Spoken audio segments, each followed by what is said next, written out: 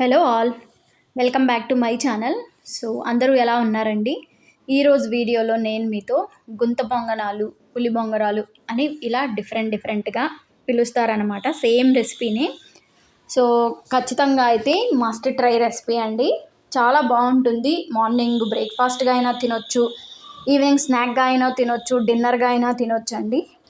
So ఖచ్చితంగా అయితే ఒకసారి ట్రై చేసి చూడండి.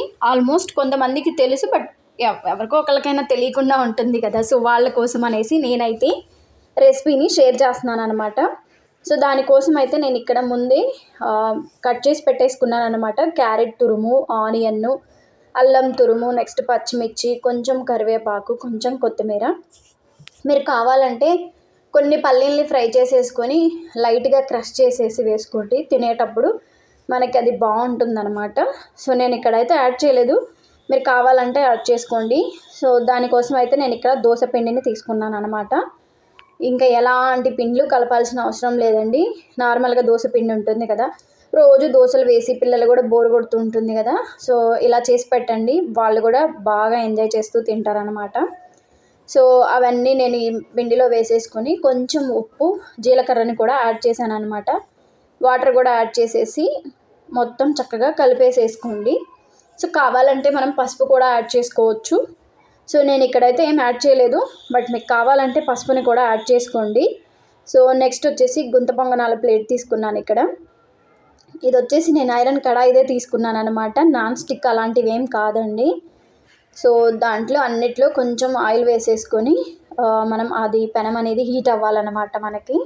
ఇంకా ఇప్పుడు వేస్తాం కదా ఆయిల్, అదే సరిపోతుందన్నమాట. ఇంకా తర్వాత ఏం ఆయిల్ అనేది యాడ్ చేయాల్సిన అవసరం లేదు.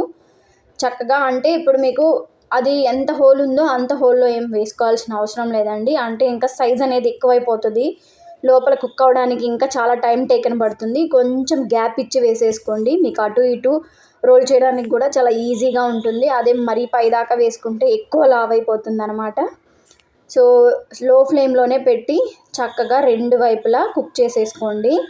చూసారు కదా మనకి ఎంత ఎమ్మీగా టేస్టీగా ఉంటుందో ఈ గుంత పొంగనాలు అనేవి. కావాలంటే దీన్ని పల్లీ చట్నీతో తినొచ్చు, అల్లం చట్నీతో తినొచ్చు, లేదు అంటే నల్ల కారంతో తినొచ్చు, ఎలా అయినా తినొచ్చు, ప్లెయిన్గా అయినా తినొచ్చు.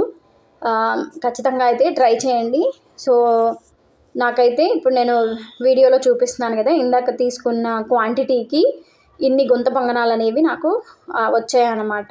సో ఎవరైనా నా ఛానల్ని కనుక కొత్తగా చూస్తున్నట్లయితే లైక్ చేయండి, షేర్ చేయండి, అలాగే సబ్స్క్రైబ్ చేసుకోండి. మరిన్ని వీడియోస్ కోసం నా ఛానల్ని చూస్తూ ఉండండి. Thank you.